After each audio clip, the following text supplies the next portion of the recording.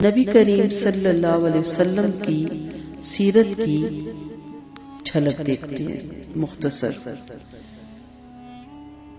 آپ کی سیرت پہ بولنے کے لیے تو صدیاں چاہیے، عمریں چاہیے۔ یہاں ہم کوشش کریں گے ان کی سیرت کی وہ سنتیں جو ہم چلتے پھرتے اپنے اندر اپنا سکتے ہیں۔ آپ صلی اللہ علیہ وسلم کو جب کوئی خوش کن خبر ملتی تو فرماتے، تمام تعریفیں اس اللہ کی ذات کے لیے جس کی نعمت کی فراوانی کی وجہ سے نیکیاں تکمیل پاتی ہیں، اور جب کوئی معاملہ ناپسند پیش آتا تو فرماتے، اللہ ہی کے لیے تمام تعریفیں ہر حال میں، الحمدللہ علی کل حال۔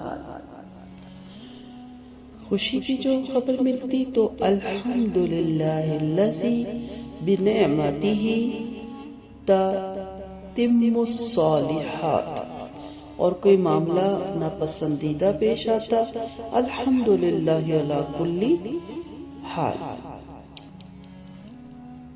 آپ صلی اللہ علیہ وسلم جب بیمار ہوتے تو اپنے جسم عطر پر قل اعوذ برب الفلق اور قل اعوذ برب الناس پڑھ کر پھونکتے تھے، اور ساتھ جسم پر ہاتھ بھی پھیرتے تھے۔ یہ سنت ہمیں بھی اپنانی چاہیے۔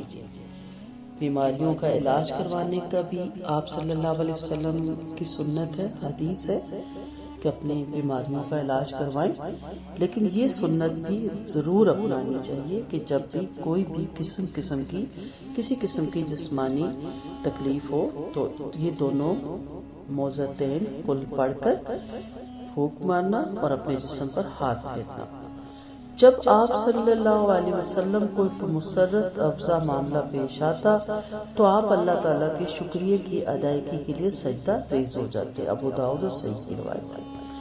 آپ صلی اللہ علیہ وسلم جب کسی قوم سے خوفزدہ ہوتے تو فرماتے، اللہم انا نجعلک فی نحورہم ونعوذ بک من شرورہم۔ جس کے شر سے آپ بچنا چاہیں، کسی ماکر کے مکر سے بچنا چاہیں، اس طرح کے لوگوں سے بچنے کے لیے آپ یہ دعا پڑھ سکتے ہیں، اپنی دعاؤں میں شامل بھی رکھ سکتے ہیں، کیونکہ ہم نہیں جانتے کہ حاسد کہاں حسد کر رہا ہے اور ماکر کہاں مکر کر رہا ہے، اور شر پھیلانے والا کہاں ہمارے لیے شر پھیلا رہا ہے۔ اے میرے اللہ، بے شک ہم تجھے ان کے سینوں میں کرتے ہیں، ان کی شر انگیزیوں سے تیری پناہ میں آتی ہیں۔ آپ صلی اللہ علیہ وسلم کو جب کوئی چیز مبتلا خوف کرتی، پریشانی میں مبتلا کرتی تو آپ فرماتے، اللہ ربی لا اشرک بہ شیئا، اور دوسری طرف بھی روایت ملتی ہے، اللہ ربی لا شریک لہ، سنن نسائی اور صحیح کی حدیث ہے۔ اے میرے پروردگار، اس کا کوئی شریک نہیں۔ آپ صلی اللہ علیہ وسلم کو جب بھی کوئی معاملہ غمگین کرتا تو فرماتے، یا حی یا قیوم برحمتک استغیث، اے زندہ رہنے والے، اے قائم رہنے والے، تیری رحمت کے ساتھ میں مدد کا طلبگار ہوں۔ آپ صلی اللہ علیہ وسلم جنون اور انسانی نظر سے پناہ مانگا کرتے تھے، یہاں تک کہ موذتین قل اعوذ برب الفلق اور قل اعوذ برب الناس نازل ہوئی تو آپ ان دونوں کو پڑھتے، اور دوسرے جو اس سے پہلے وظائف تھے وہ آپ نے چھوڑ دیے۔ آزمائش کی مشقت اور بدبختی کے پال لینے، بری قضا اور دشمنوں کی خوشی سے پناہ مانگا کرتے تھے آپ صلی اللہ علیہ وسلم۔ آپ صلی اللہ علیہ وسلم خطبہ جمعہ میں سورۃ کہف پڑھا کرتے تھے۔ جب آپ غزوہ کرتے تو فرماتے، اے میرے اللہ، تو ہی میرا بازو ہے اور تو ہی میرا مددگار ہے، تیری وجہ سے میں پھرتا ہوں، تیری وجہ ہی سے حملہ آور ہوتا ہوں اور تیری وجہ سے لڑائی کرتا ہوں۔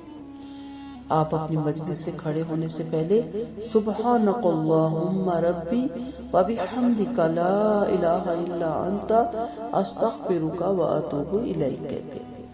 ہمیں بھی کسی بھی مجلس میں جانے کا اتفاق ہو، اسی طرح گھر میں بھی کسی دفعہ انسان بیٹھ جاتا ہے اور کوئی گفتگو شروع کر دیتا ہے تو جب اٹھنے لگے اس مجلس سے، اس بیٹھک سے، اسی طرح فون اٹینڈ کرتے ہیں، فون جب بند کرنے لگے تو اس سے پہلے یہ دعا ضرور پڑھیں، کیونکہ جو اچھی باتیں ہیں ان پہ مہر ثبت ہو جاتی ہے، اور جو غلطی سے کوئی غلط بیانی ہو گئی، غلط باتیں منہ سے نکل گئی، وہ مٹا دی جاتی ہیں۔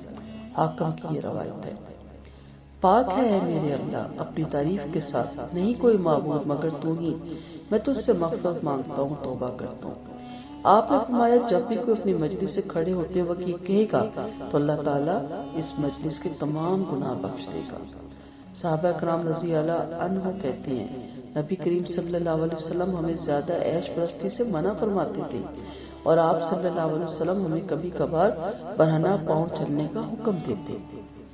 آپ صلی اللہ علیہ وسلم اکثر دعاؤں کو ورد زبان رکھتے، جو سب سے زیادہ دعا پڑھتے تھے وہ یہ تھی: اللہم آتنا فی الدنیا حسنہ وفی الآخرۃ حسنہ وقنا عذاب النار۔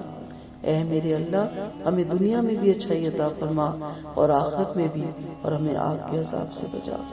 اب ہر نماز کی آخر پہ بھی اس کو رکھ سکتے ہیں، اور اس کے علاوہ بھی جب کبھی یاد آئے چلتے پھرتے بھی اس کو پڑھا کریں۔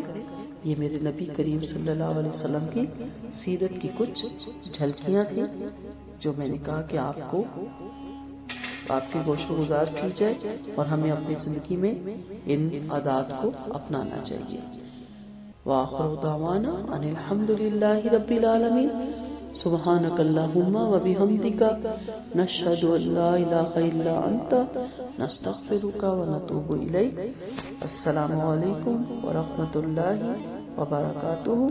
دعاؤں کی طالبہ رخسانہ اجازت۔